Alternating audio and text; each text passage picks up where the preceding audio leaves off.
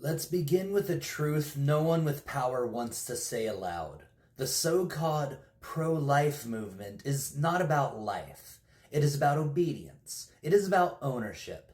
It is about using the language of morality to advance a system of control.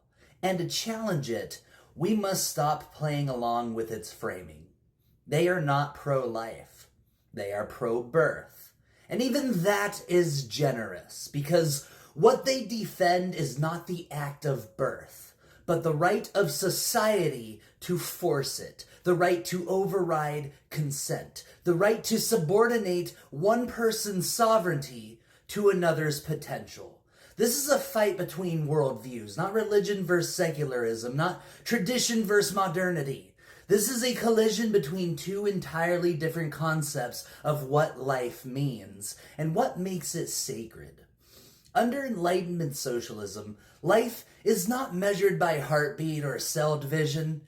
It is measured by sovereignty, by will, by the capacity to choose. The state does not have the moral authority to compel a body to reproduce against its will.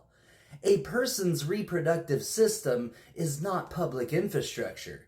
A uterus is not a battlefield for the soul of a nation. When pro-birthers speak of life, what they mean is biological potential, not actualized selfhood, not experience, not suffering, not desire.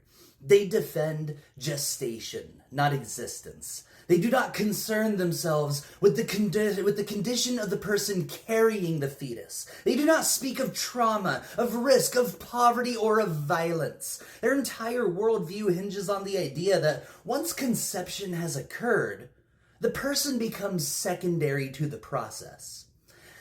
And that is the beginning of dehumanization. Let's be exact. When you reduce a person to their reproductive capacity, you are not defending life. You are negating it. You are asserting that biology, not will, determines value. You are asserting that the continuation of the species matters more than the consent of the individual. That is not morality. That is authoritarianism. There is nothing sacred about forced birth. There's nothing pro-life about ignoring the living.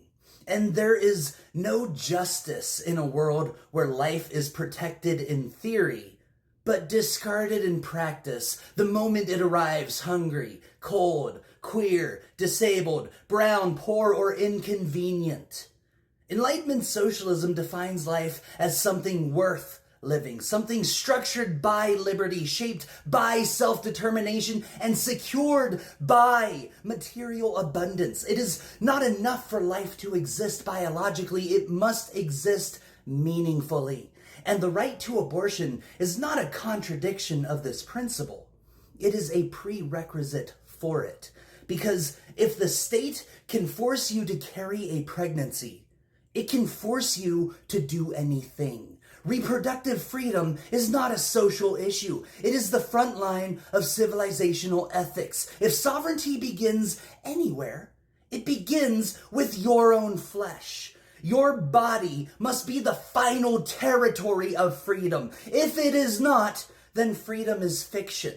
Pro-birthers refuse this logic because their real goal is to preserve hierarchy. The father over the mother, the state over the citizen, the divine over the human. It is a regressive ethic rooted in domination, masked as virtue. That's why they do not fund childcare. That's why they oppose paid leave. That's why they gut food programs, because the child was never the point.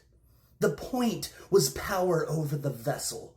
And let's speak directly to their greatest lie, that the fetus is a fully formed person with rights equal to the pregnant individual. This claim is not based on science. It is based on metaphysics. No neurologist equates consciousness with potential. No ethicist trained in material conditions equates possibility with autonomy.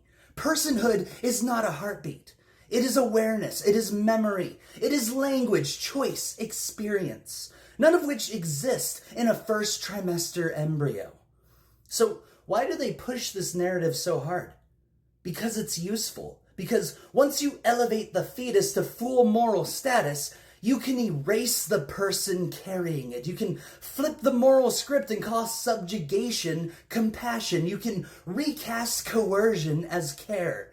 That is the heart of pro-birth ideology, to mask violence in the language of virtue. And we are done playing along. We are here to reclaim pro-life because the real defenders of life are those who fight for dignity, for bodily autonomy, for universal health care, for food, shelter, and the right to refuse suffering.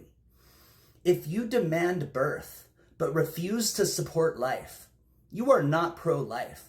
You are an agent of entropy. If you care more about zygotes than the people who carried them, you are not moral. You are complicit in state-sanctioned subjugation. And if you believe that birth alone is proof of morality, then you have no vision of what a just world could be. We don't just want children born. We want them raised in freedom. We want them nurtured in sovereignty. We want them protected by systems built around care, not punishment. That is what it means to be truly pro-life. And if we cannot guarantee that, then the moral choice is not to force birth. It is to fight like hell to build a world that deserves children. The pro-birth agenda has failed to do that. So we will. And we will not ask for permission because life begins not at conception. It begins at liberation.